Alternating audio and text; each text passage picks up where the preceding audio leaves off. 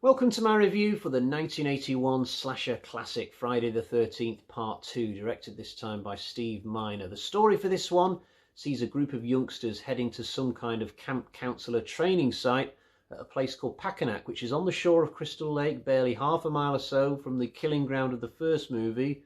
But no sooner do they get there, they start to get picked off one by a mysterious killer who everybody just presumes is Jason Voorhees, who was supposed to have drowned before the events of Part 1. Now, in my review for Part 1, I went through a number of theories as to how Jason could return for Part 2, so I won't retread old ground here, but I will share with you a new theory I came up with just the other day. It's probably not the first time that somebody has thought of this, but let me know what you think. So what if Jason did drown, as he was supposed to have done before the events of Part 1? That's the first thing. But what if there was a secondary boy living in that shack in the woods that we see in Part 2, maybe with some father figure who died at some point? And what if a grieving Pamela stumbled across this boy one day and decided to take him under her wing, make him her stepson? Maybe she even called him Jason after her first son. And what if she refused to integrate him with society because she didn't trust teachers and adults with looking after her son because of what happened to the first Jason? And then that would bring us to the events of the first movie where Pamela dies, and maybe the new Jason sees this from behind a tree and becomes the psychotic killer we know today, even though he isn't technically the real Jason. What do you reckon? I don't know, or I can't remember if there are any events from the later films which would disprove this theory or make a mess of it. I guess we'll see as we go through this review series whether that theory has any chance of standing up, but it's just something I came up with the other day. Of all the sequels, by the way, this one is probably the most closely aligned to its previous entry. I don't know if they were using the same shooting locations as they were the first time around, but it feels like the same Crystal Lake Township. It feels like the same lake. I think it's a good thing that they get a couple of the characters to try and find the camp from Part 1, even if they don't ultimately succeed. It just makes it feel like we're in the same world. This definitely feels like a Part 2 rather than just a 2. We've even got some recurring characters. Crazy Ralph is back. Alice is back, if only for a little while. I love the opening with Alice in this. It's one of my favourite openings in the entire series. It's really creepy, puts me in the mood for the rest of the movie. I've heard some people question where the town is that Alice is staying. I just think it's Crystal Lake. Crystal Lake doesn't just have to be the one street we see in daylight. There could be 2 or 3 posh-looking residential streets just around the corner somewhere. I think Jason, after the death of his mother, goes to the main town street, hides behind a tree for a couple of days, gets lucky and sees Alice going into a convenience store or something, and then just follows her home, albeit all the time carrying his mother's head in a carrier bag. You can make the story work if you want to, is what I'm saying.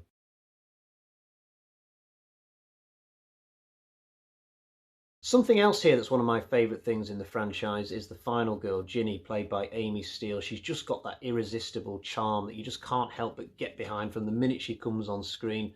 I don't know that much about the careers of Amy Steele and the girl that she's effectively replacing for this film, Adrienne King, but to my mind, Amy Steele looked a lot more confident on screen at this stage of their careers. The writers make some interesting changes for the final girl this time around. So firstly, Ginny has a boyfriend. In the first film, Alice barely even looked at a boy. I don't count Steve Christie. It's not like he was getting Alice in any way hot under the collar during that one scene they shared. Secondly, Ginny gets a really cool introduction in Part 2 where she rolls up in her car and all the other counsellors are already there and they turn around to look at her.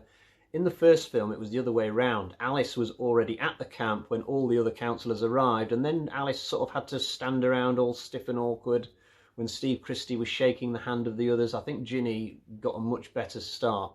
And another thing, Ginny gets to take on the killer in this film armed with her psychology knowledge. It's a little bit cheesy, but it works for the movie. Whereas in the first film, Alice, all she did was sort of flail around and hope for the best.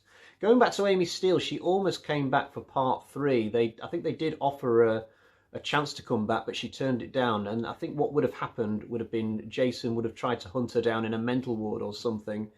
And as much as that would have been interesting to see, it would mean that we don't have the Part 3 we have today, so I guess it's a case of careful what you wish for. The supporting characters are also very good. The only one I don't like is Terry, who seems to be in the movie for the sole purpose of getting nude, and even her death isn't very good. I do like Vicky though. This could have come across as a very one-dimensional character, but the way that Laura Marie Taylor plays her is very likeable. I guess Scott would be the male equivalent of Vicky in this. I don't think Scott and Vicky ever talked to each other during this film, but had they been aware of each other's existence and of each other's desperation, I think there could have been some serious earthquakes at Crystal Lake during the one night's grace period that Jason gives everyone. Paul's a good character as well. I think he's a good foil for Ginny. Those two make a really good couple. And actually, Paul gets to be the main man in the film's best scene when everybody's sat around the campfire eating marshmallows and Paul's telling about the legend of Jason. I love the way that his voice softens towards the end of his story. It just makes me want to go out camping in the dark and talk about Jason Voorhees.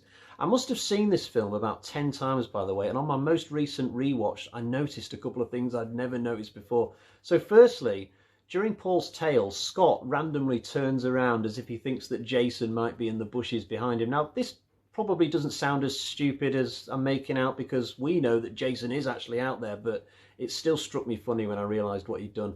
And secondly, the characters of Sandra and Jeff, who I've not mentioned yet, they're not there at the campfire scene. I'd never noticed this before. They're actually upstairs in the house having sex. They must go upstairs for sex about 4 times in this movie. It must be a Guinness World Record.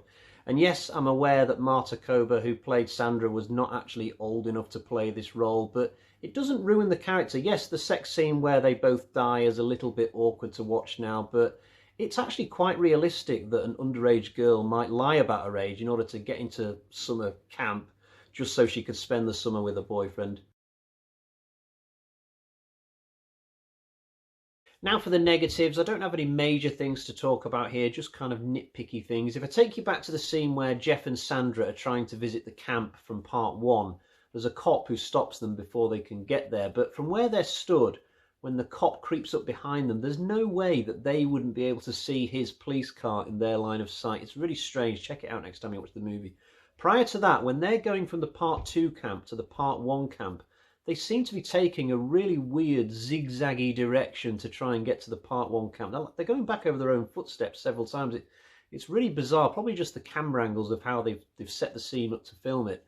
Also, speaking of the cop, the scene where he dies is quite strange because he spots Jason going across the road in front of him down a country lane, but it doesn't make any sense how a character who's managed to evade the whole of civilization his entire life would suddenly get spotted so easily.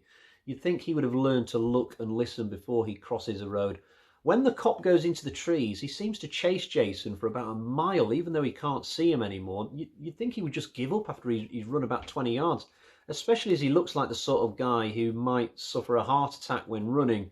I've got to give credit where credit's due, though. The scene where he finally gets to the shack is really good. It's creepy. It sets up the shack for later on. And his death, where he gets a hammer in the skull, is one of the better ones. There's another scene later on which isn't as good when Paul's having a fight with Jason, and I guess that the actual scene in the movie is meant to be darker than it looks for us watching it on screen, because the way that Ginny doesn't seem to be able to see what's going on is a little bit off. It doesn't seem right at all, and Jason's strength is a bit poor in this movie as well, I've got to say.